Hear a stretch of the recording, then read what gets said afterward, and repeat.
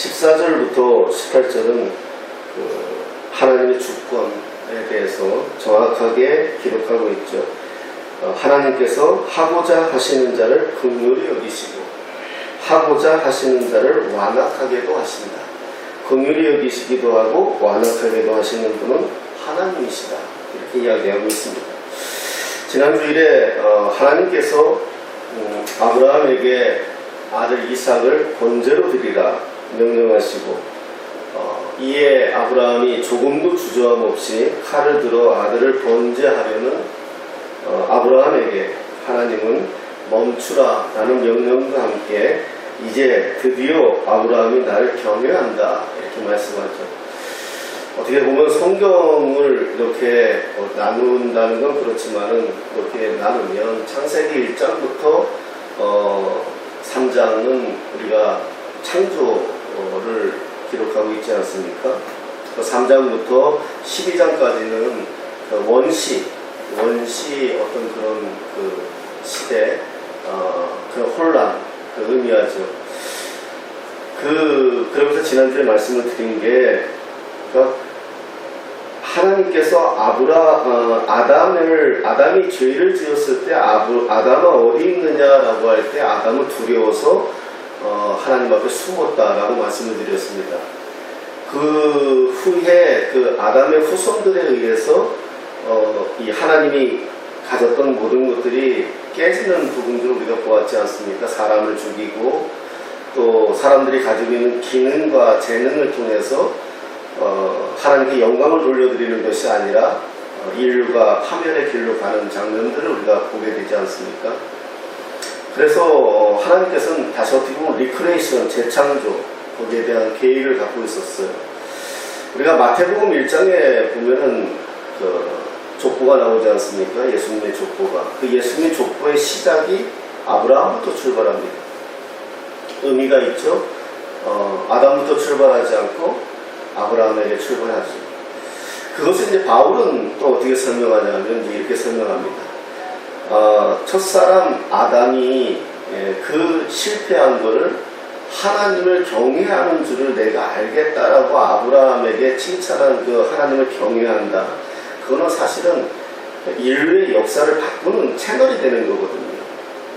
그러니까 아담 이후에 완전히 망가졌던 것이 단순히 아들 이삭을 번제로 드리느냐 안 드리느냐 그 사건이 중요한 것이 아니라 그 사건을 통해서 하나님은 아브라함을 경외하는 자로 도와주시고 그에게 복을 주셔서 그의 후손들에게 복을 주시겠다라고 약속을 하시지.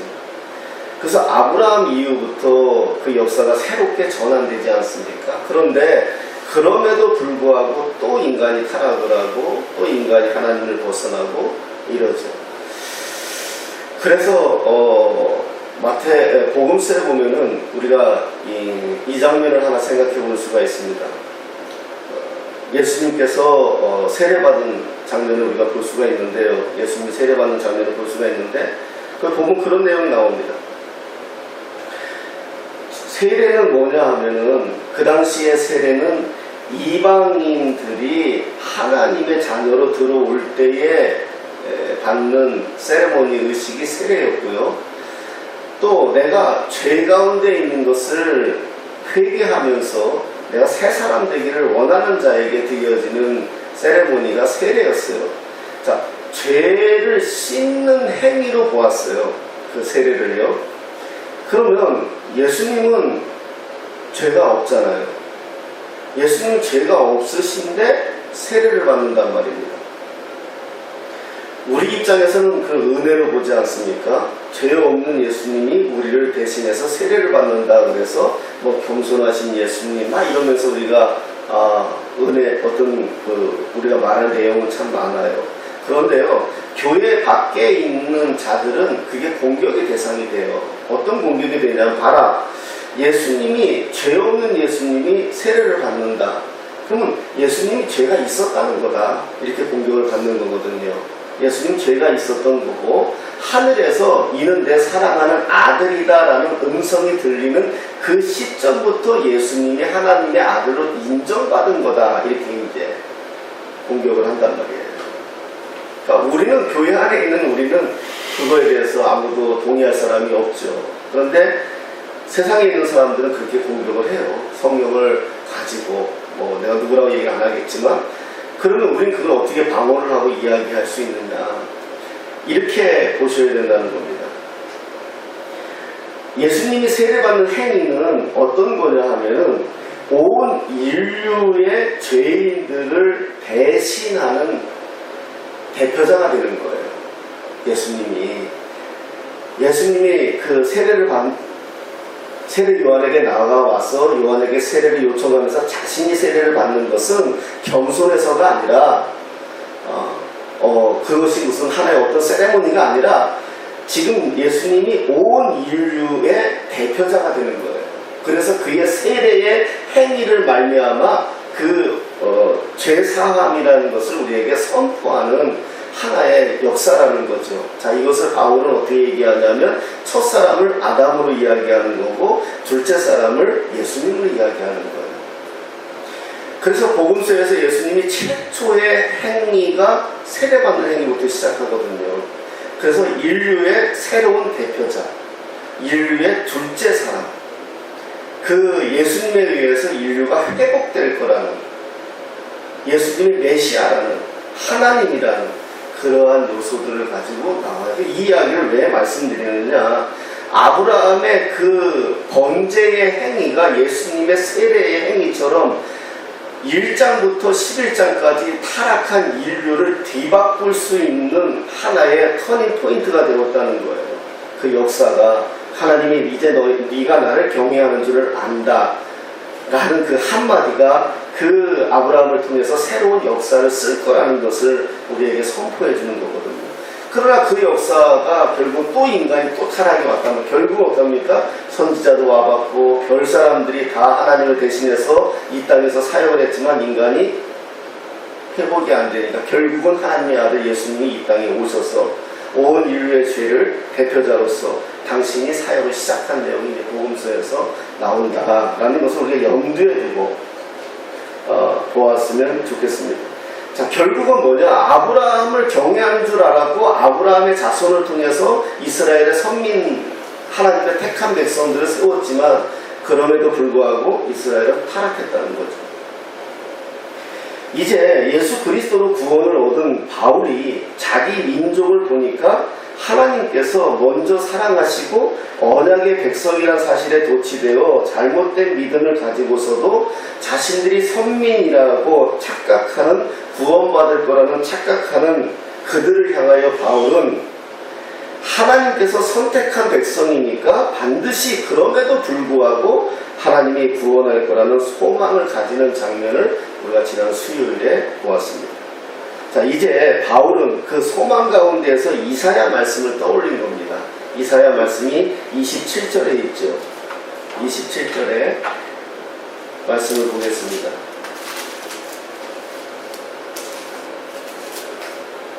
27절 읽겠습니다. 시작. 또 이사야가 이스라엘에 관하여 외치되 이스라엘 자손들의 수가 비록 바다의 모래와 같을지라도 남은 자만 구원을 받으리니. 아멘. 이사야 성경의 전체 사상은 남은 자 사상입니다. 그냥 그렇게 만약에 이사야가 뭐냐, 이사야 성경이 뭐냐라고 말한다면 남은 자 사상입니다. 이렇게 쓰면 무리 없을 만큼 전체 주제가 그래요. 남은 자만 구원을 얻으리라. 자, 이 남은 자 사상은 엘리야 선지자에 의해서 전수되지요. 당시 이스라엘의 악한 왕 아합에 의해 이스라엘은 하나님을 잃어버리고 삽니다. 이런 사실을 엘리야는 탄식하며 하나님 이제 저만 남았습니다. 이렇게 하나님 앞에 항변하지 않습니까? 이 시대로 표현하면 하나님을 사랑하고 예수님을 믿는 사람이 왜 이렇게 없습니까? 이렇게 말하는 것과 같겠죠. 이때 하나님이 엘리야 선지자에게 말씀해 주시죠. 아니야. 이 시대에도 아직도 바알에게 무릎 꿇지 않은 사람들이 7,000명이나 있다. 이렇게 말씀해 줍니다. 훗날 이스라엘은 바벨론에 의해 철저히 파괴가 됩니다. 그때 이 하나님은 숨겨둔 7,000명에 의해서 이스라엘이 재건되는 것을 우리에게 보여줍니다. 바울은 이걸 기억한 겁니다. 자기가 남은 자라는 것이죠. 그러면서 그 증거로 제시하는 말씀이 15절에 있습니다. 15절 우리가 읽었죠? 다시 한번 읽겠습니다. 시작. 모세에게 이르시되 내가 긍휼히 여길 자를 긍휼히 여기고 불쌍히 여길 자를 불쌍히 여기리라 하셨으니. 아멘. 여기서 중요한 단어는 뭐냐면 내가입니다. 내가 긍휼히 여길 자를 긍휼히 여기고 내가. 그 내가 하나님이시죠. 신앙은 우리의 신념이 강해서 우리 신앙이 좋은 것이 아닙니다. 하나님이 좋은 신앙을 주셔서 우리가 좋은 신앙을 가지고 있는 거죠. 불쌍히 여기는 것도 하나님이시고 긍휼히 여기시는 것도 하나님이신 것을 말하고 있는 것입니다. 그래서 바울은 지금 이걸 이야기하는 겁니다. 선택을 이야기하고 있는 겁니다. 분명히 지금도 하나님은 자기의 선조의 시대에 그랬었던 것처럼 지금도 하나님은 하나님의 선택에 의해서 하나님이 예비한 7,000명이 있을 겁니다. 우리 이스라엘이 완전히 망하지는 않을 것입니다. 이렇게 설명하고 있는 것을 볼 수 있습니다. 그 선택을 또 설명해 주는데 뭘 가지고 설명해 주냐면 21절부터 토기장이 비유를 들어서 이제 설명합니다. 22절 말씀 보겠습니다. 같이 읽겠습니다. 시작. 만일 하나님이 그의 진노를 보이시고 그의 능력을 알고 하고자 하사 멸하기로 준비된 진노의 그릇을 오래 참으심으로 관용하시고. 아멘. 여기서 만일이라는 단어가 나옵니다. 만일.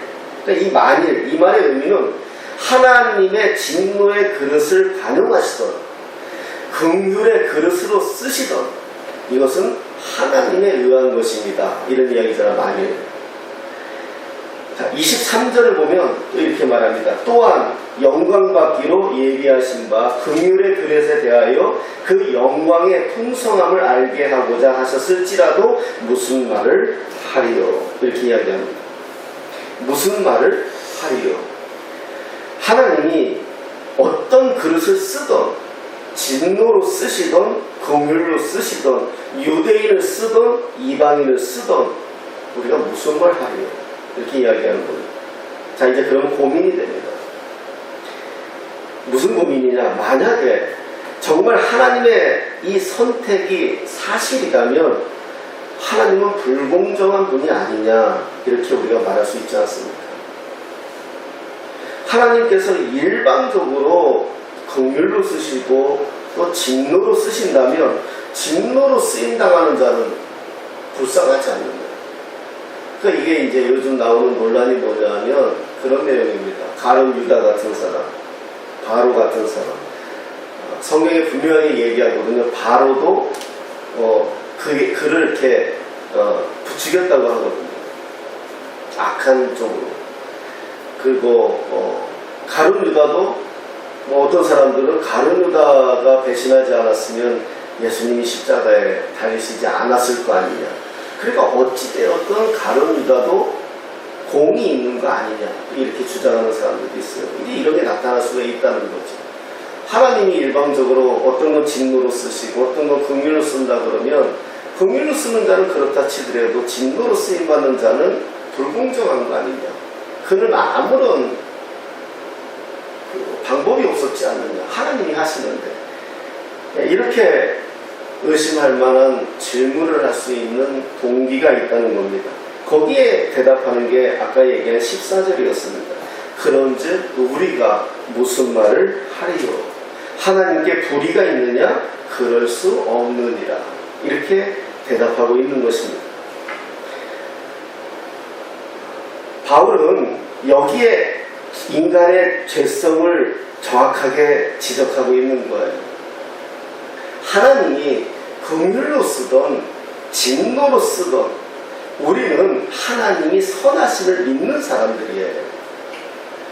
그러니까 진노로 그릇을 썼다 할지라도 우리 믿는 사람들은 하나님이 선하다는 걸 믿기 때문에 하나님이 가장 올바른 선택을 했다고 믿는 사람들이에요.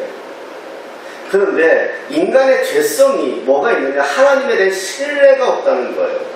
하나님에 대한 신뢰가 없기 때문에 아까 같이 왜 어떤 사람은 긍휼로 쓰고 어떤 사람은 진노로 씁니까? 그렇다면 하나님은 불공평한 거 아닙니까? 이렇게 질문하고 나온다는 거예요.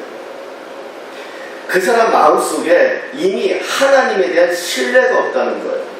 바울은 지금 그것을 논리적으로 하나하나 설명해가고 있는 것입니다. 이렇게 질문하는 인간이 어떤 상태다? 20절 말씀을 보겠습니다. 20절 말씀입니다. 같이 읽겠습니다. 시작. 이 사람아 네가 누구이기에 감히 하나님께 반문하느냐? 지음을 받은 물건이 지은 자에게 어찌 나를 이같이 만들었느냐 말하겠느냐. 아멘. 이렇게 말하는 겁니다. 여러분, 우리가 믿음 안에 있다는 이 사실이 얼마나 감사하다는 것은 우리가 어떻게 고백할 수 있느냐 하면, 똑같은 상황을 보면서도 어떤 사람은 하나님의 역사를 볼 수 있고 어떤 사람은 하나님의 불공평을 볼 수 있다는 거예요. 그런데 우리는 우리 어른들 말씀처럼 콩깍지가 끼어가지고 무엇이든지 하나님이 좋아 보이는 거예요. 그걸 우리가 감사하자 이렇게 이야기하는 거예요. 불신하고 하나님을 떠나는 것이 아니라 나를 버릴 수도 있고 나를 포기할 수도 있지만 그럼에도 불구하고 나를 끝까지 붙들고 계시는 하나님을 찬양할 수 있는 사람. 지금 내가 세상적인 계산과 세상적인 어떤 것들을 비교해서 놓으면 지금 내가 불공정하다는 거예요. 내가 이만큼 하지 않았습니까? 하나님 내가 이만큼 하나님 앞에 충성하지 않았습니까? 우리가 그렇게 할 수 있다는 거예요. 그래서 하나님을 원망할 수 있고 불평할 수 있고 또 심지어는 하나님을 떠날 수도 있다는 거예요. 왜? 하나님이 잘못했으니까 나는 떠나도 하나님에게 난 잘못이 없다라고 말할 수 있다는 거죠.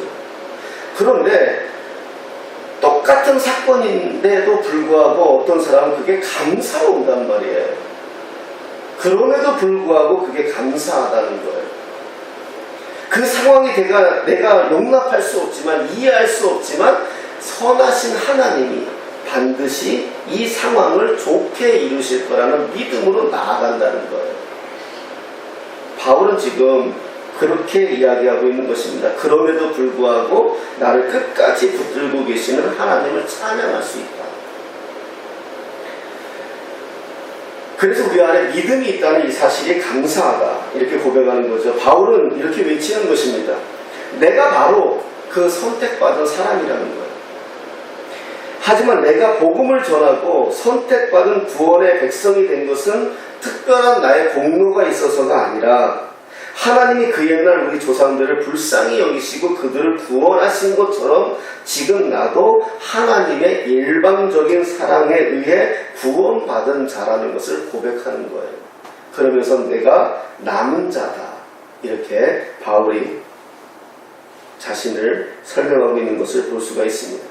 그러면서 이렇게 말하는 것입니다. 지금 이렇게 이스라엘이 타락하고 심지어 하나님의 아들 예수 그리스도를 죽이면서까지 죄의 한가운데 있는 우리 민족이지만 분명한 것은 이사야 시대에 그 숨겨진 자, 엘리야 시대에 그 숨겨진 자들이 있었던 것처럼 반드시 하나님의 남은 자들이 있다. 이것을 바울은 설명하고 있는 것입니다. 그러면서 인용하는 게 뭡니까? 호세아 선지자 이야기를 인용합니다. 25절, 26절 말씀입니다.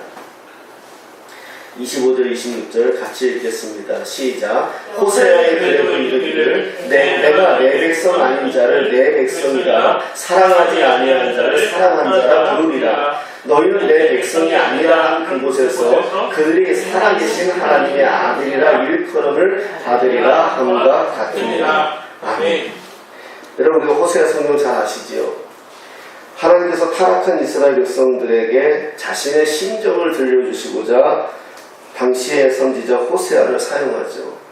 호세아에게 아내 고멜을 주시는데 고멜가 음란한 여인이었지 않습니까? 남편을 버리고 부정을 저지르고 그럼에도 불구하고 또다시 호세아 선지자에게 자기 아내를 데려오라고 이야기하고 몇 번의 반복을 거치지만 호세아 선지자는 하나님의 말씀대로 그대로 실행하는 것을 우리가 봅니다. 그러면서 당시 하나님의 심정, 남편을 버리고 떠나는 여인과 같이 이스라엘 백성들이 자기를 버리고 떠난 그들을 이야기하는 것을 이렇게 볼 수가 있어요.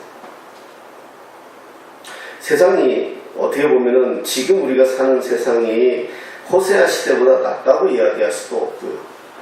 우리가 사는 시대가 지금 아하 왕이 악행을 저지를 때의 시대보다 낫다고 우리가 얘기할 수가 없습니다. 그런 상황에 우리가 놓여있다 해도 과언이 아니죠. 그러면 교회는 정말 하나님을 두려워하며 경외하는 백성들이 얼마나 될까요? 마치 목에 건 십자가처럼 신앙이 액세서리 되어서 지도도 없고 자기 유익에 따라 움직이는 이 땅에 그리스도인들이 얼마나 많은지도 모릅니다. 죽으면 죽으리라 하며 단 한순간을 살더라도 믿음으로 살겠다는 분들이 그렇게 많이 보이지 않는 이 시대 우리가 또 볼 수가 있죠. 어떻게 보면은 로마서 시대나 호세아 시대나 계속해서 반복되는 내용을 우리가 볼 수가 있습니다. 그때 지금 바울은 너무너무 힘든 가운데에서 아픈 가운데에서 놓여 있습니다. 그때 바울이 소망을 주는 한 말씀을 찾아냅니다. 바로 그게 29절입니다. 29절 말씀 보겠습니다. 우리 같이 읽겠습니다. 시작. 또한 이사야가 미리 말한 바 만일 만물의 주께서 우리에게 씨를 남겨주지 아니하셨더라면 우리가 소돔과 같이 되고 고모라와 같았으리로다 함과 같으리라. 아멘. 우리에게 씨를 남겨두었다. 이렇게 이야기합니다. 그 씨가 바울이 될 수도 있고요. 그 씨가 신라가 될 수도 있고요. 그 씨가 그 당시에 하나님의 사람들이 되었다는 것을 우리가 잘 알고 있습니다. 바로 하나님의 사랑이죠. 정말 하나님의 사랑이 뭘까? 제가 요즘 이제 그런 생각을 해봅니다. 진짜 이렇게 나라가 경제가 어려워지고 코로나 같은 이런 걸로 인해서 세상이 힘들어지고 어려우면 극명하게 드러나는 것은 돈 있는 사람들은 더 좋아져요. IMF 때 전 국민이 근무기 운동을 하고 허리띠를 졸라매고 회사에서 잘려도 당연하게 잘리는 걸 당연하게 여기면서 고통을 감수했던 것은 일반 백성들이었습니다. 민중들이었는데 그 당시에 돈 있는 사람들은 더 센 사체와 고리로 더 배를 불렸어요. 지금도 바이러스다 뭐다 이렇게 해서 어렵다 힘들다 하지만 정말 힘든 사람들은 중소기업과 소상공인들이에요. 돈 있는 사람들은 안 힘들어요. 그 돈 가지고 바이러스 없는 곳에 가서 살고요. 외국으로 나가서 있을 수도 있고요. 오히려 경제가 어려우면 어려울수록 돈 있는 사람들은 그 돈 가지고 장난질을 더 칠 수가 있어요. 이런 현상들을 보면서 하나님 앞에 우리도 항변할 수 있지 않습니까? 하나님 앞에 우리가 어떻게 보면은 외칠 수 있지 않습니까? 그런데 지금 고스란히 그런 어려움을 경험하고 있는 저와 여러분들인데 우리에게 무엇이 소망이 될까? 무엇이 우리에게 뉴스가 될까? 이런 생각을 많이 하게 됩니다.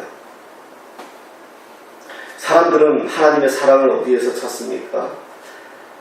기도 응답 잘 되면 하나님의 사랑을 받는다고 생각할 수도 있을 거고요. 기도하는 대로 역사가 일어나면 하나님의 사랑을 많이 받는다고 이야기할 수 있을 것이고, 집안일이 잘 되면 하나님의 역사가 있다고 말할 수도 있을 것이고, 하나님이 정말 나를 사랑하시는구나 여기면서 살 수 있을 것입니다. 맞습니다. 그런데 정말 하나님의 사랑이 뭐냐? 바울은 지금 이걸 이야기하는 겁니다. 정말 하나님의 사랑은 바로 저와 여러분의 가슴팍에 살아있는 하나님의 말씀, 바로 씨다, 이걸 이야기하는 겁니다. 하나님의 씨. 로마 로마서 시대에 이때 얼마나 타락했는지는 우리가 얘기하지 않아도 알아요. 많아요. 타락한 내용들을 다 설명할 수 없어요. 이때도 부자들이 있었고요. 이때도 가난한 자들이 있었고요. 이때도 그랬어요. 예수 믿는 것이 정말 힘들었고요. 어려웠고요. 탄압을 받았던 시대예요. 유대교 안에서도 탄압받아서 출회를 당하기도 하고요. 정말 그리스도인들이 핍박받으며 사는 시대였단 말입니다. 그런데 그들에게 바울이 지금 외치는 겁니다. 그들에게 소리치는 겁니다. 만일 만군의 주께서 우리에게 씨를 남겨두시지 아니하셨더라 우리는 소돔과 같이 되고 고모라와 같았을지라. 우리 안에 하나님의 말씀이 없었다면, 하나님이 우리 안에 씨를, 하나님의 DNA를 심어주지 않았다면 우리도 세상에서 똑같은 걸 누리고 똑같은 걸 가지며 똑같은 걸 살아가는 것이 소망이고 기쁨이고 즐거움이고 연락이라고 누리며 살았을 거다, 이걸 이야기하는 거예요. 그럼에도 불구하고 그걸 거절하면서 남아있는 7,000명, 바울은 그것을 우리에게 이야기하고 있고 이스라엘을 바라보면서 이야기하고 있는 거예요. 모든 종교가 타락해버리고, 당시의 주력 종교인 유대교가 타락해버리고, 종교 지도자들이 타락해버리고, 하나님의 아들 예수를 죽이면서까지 자기들의 자리를 지키려 하고 타락하고, 그들을 보면서 저렇게 다 살기를 원하는데, 저렇게 다 살아내기를 원하는데, 그걸 포기하고, 그들을 소돔과 고모라로 표현하는 거거든요. 그걸 포기하고 나는 내 안에 있는 하나님이 나한테 심겨진 씨, 하나님의 말씀, 우린 이걸로 산다. 이 DNA로 우린 살아낸다. 이걸 이야기하는 거거든요. 정말 이 시대가 가면 갈수록, 올해도 그런 글을 썼지만, 낙타로 인해서 메르스가 오고, 새로 인해서 사스가 오고, 박쥐로 인해 가지고 이제 코로나까지 왔어요. 보세요. 아직 동물들은 천지예요. 앞으로 올 것들은 천지예요.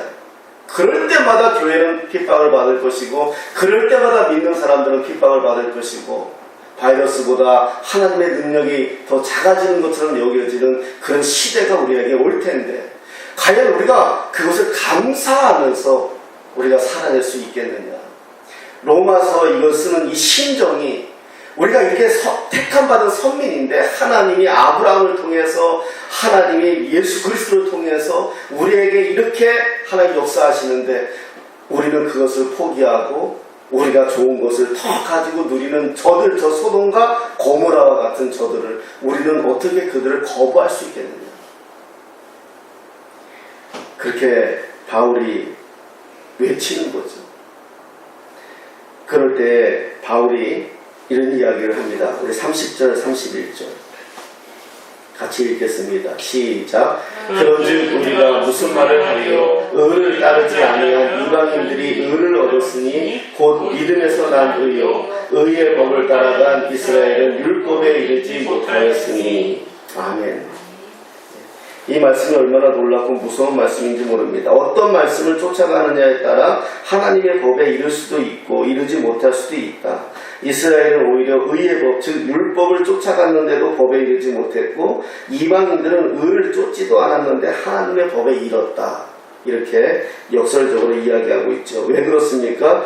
의의 법의 완성인 예수 그리스도가 없는 이스라엘은 법에 이르지 못한 것이고, 의의 법을 모르지만, 율법을 모르지만 예수 그리스도를 쫓아간 이방인은 법에 이뤘다는 것을 인정하신다라는 것을 말합니다. 우리 에베소서 2장 우리 8절 말씀 한번 보겠습니다. 에베소서 2장 8절 9절입니다.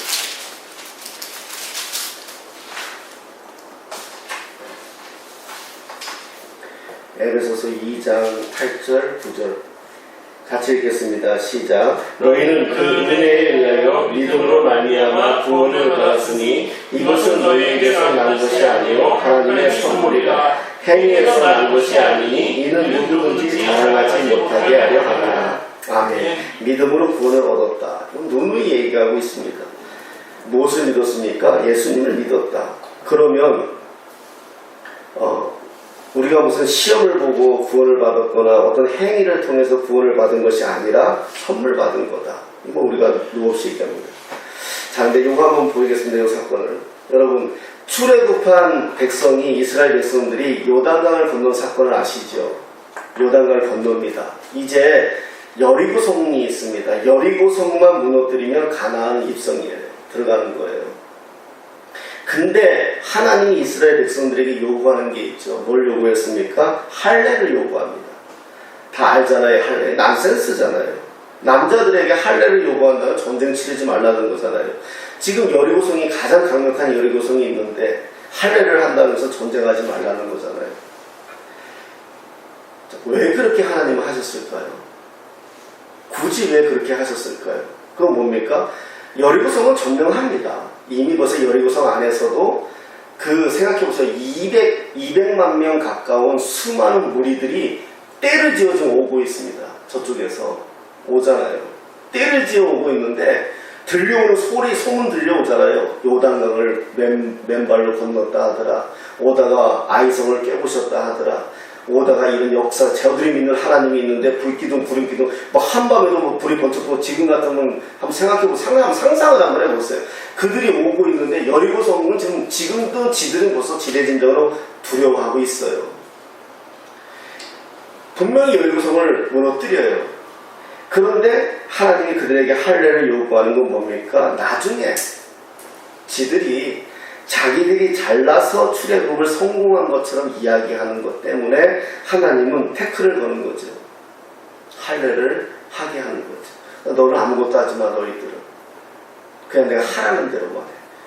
다시 한번 그들에게 가르쳐 주고 있는 것을 볼 수가 있다는 것입니다. 바로 이것은 하나님이 우리의 구원을 완성해 간다는 것을 설명하고 있는 것이죠. 자, 오늘은 바울은 남은 자 사상을 통해서 지금도 이스라엘에 하나님의 남은 자들이 있다. 아니, 이스라엘에 남은 자가 없으면 이방인을 통해서라도 하나님은 구원을 이루고 말 것이다. 우리가 선택받은 자라는 것, 여러분 이 시대가 어떻습니까? 아까도 이야기했지만 앞으로 어떤 위험이나 칼이나 적신이나 그 어떤 것들도 우리에게 도전하고 교회를 해방하고 핍박하고 점점 교회의 권위는 무너지고 믿음의 권위는 무너지고 그리스도인다운 삶을 무너뜨리려고 하는 시대가 계속해서 우리들에게 도전해 올 것입니다. 너는 왜 그렇게 어렵게 예수 믿냐고 말을 할 것이고 너는 왜 이렇게 광신자처럼 예수를 믿냐고 말할 것입니다. 그런 시대가 올 겁니다. 또 지금 오고 있습니다. 그럴 때 우리는 뭐라고 대답하겠습니까? 저는 이렇게 대답합니다. 은혜라고요. 뻔한 대답일지 몰라도 신앙생활 할 수 있는 게 은혜이지 않습니까? 남들이 이 시간에 예배 드리지 못하는데 나는 예배 드릴 수밖에 없는 겁니다. 아까 그걸 고백하는 겁니다. 그 시 이야기가요. 이 시간에 예배 안 드린다고 우리가 구원이 무너집니까? 아닙니다. 그런데 나는 예배 드려야 되는 사람인데 어떡합니까? 그걸 이야기하는 겁니다. 이걸 나는 은혜라고 이야기하는 겁니다. 바울은 타락한 이스라엘에 의인 10명이 없을 것 같은 그 상황에 마치 호세아 선지자 시대같이 고멜같이 세상과 짝하고 살면서 마치 자기가 의인인 양 자유로운 영혼인 양 살아가는 이스라엘을 향해서 외치는 겁니다. 그럼에도 하나님은 절실하게 하나님을 믿는 7,000명을 숨겨두었다는 겁니다.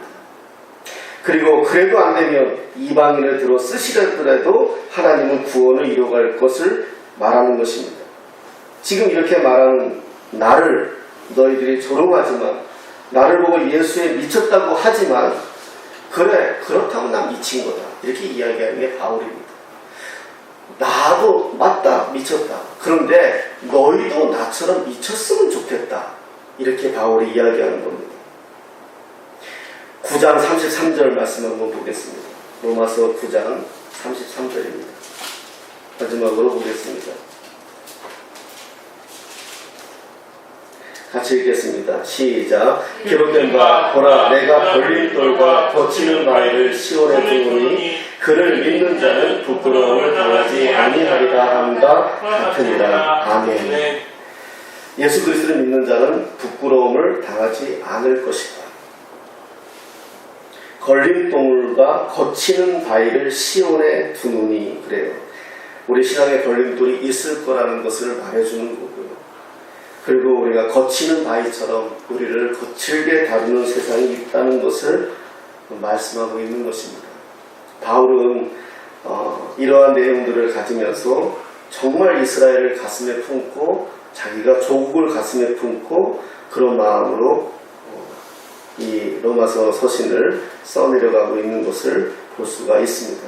여러분, 신앙생활이라는 게 그런 것 같습니다. 자꾸 이 시대가 점점 세련된 그리스도인들이 많아지는 것 같습니다. 세련된 그리스도인들, 투박한 그리스도인이 아니라, 바보 같은 그리스도인들이 아니라, 순전한 그리스도인들이 아니라, 그냥 하나님만 좋으면 좋은 신앙인이 아니라, 그렇지 않은 사람들이 많은 세상에 우리가 살고 있는 것 같습니다. 우리는 계속해서 도전을 받을 것이고, 여러분들은 계속해서 주변에 도전을 받을 겁니다. 너만 왜 그러느냐라고 말할 수도 있고, 바울이 그 이야기를 하는 겁니다. 하나님의 자녀, 하나님의 선택, 하나님의 역사, 하나님의 진노, 하나님의 긍휼, 이런 제목들을 가지고 하나하나 이야기하면서 유대인 이스라엘 백성들에게 외치고 있는 것을 우리가 볼 수가 있습니다. 그를 믿는 자는, 그러면서 9장의 마지막에 그를 믿는 자는 부끄러움을 당하지 아니하니라. 그 노아의 방주를 만들 때 노아가 산 위에서 늘 이야기하지 않습니까? 방주 만들 때 얼마나 조롱당했습니까? 지금도 좀 이렇게 하면은 많이 조롱당해요. 우리 목사들도 그렇고요. 그래요. 왜 그렇게 꼭 해야 되느냐? 그냥 이렇게 해. 뭐 이런 얘기도 우리 많이 들을 수 있잖아요. 너만 잘 믿냐? 이런 얘기도 들을 수 있고요. 근데 너만 그렇게 똑똑하냐? 이렇게 들을 수가 있어요. 그런데요, 결국은 바울이 이야기하는 것처럼 그를 믿는 자는 부끄러움을 당하지 아니하니라. 이 말은 반대로 이야기하면 부끄러움을 당하는 믿는 자가 있을 수 있다는 거지 않겠습니까? 그래서 오늘 우리가 세상적으로 어떤 것이 아니라 정말 예수님 한 분으로 기쁘고요. 그냥 예배하는 이 자체가 너무 기쁘고요. 정말 우리가 신앙 안에서 살아가는 이 자체가 너무 기쁘고요. 내가 뭘 가져서, 뭘 누려서, 뭘 해서가 아니라 그냥 지금 내가 좋은 거 있지 않습니까? 하나님은 그런 분들을 히든카드로 삼아서 훗날에 부끄러움을 당하지 않게 하신다는 사실을 믿으시고 어떤 상황에서도 승리하시는 저와 여러분 되시기를 예수님의 이름으로 축복합니다.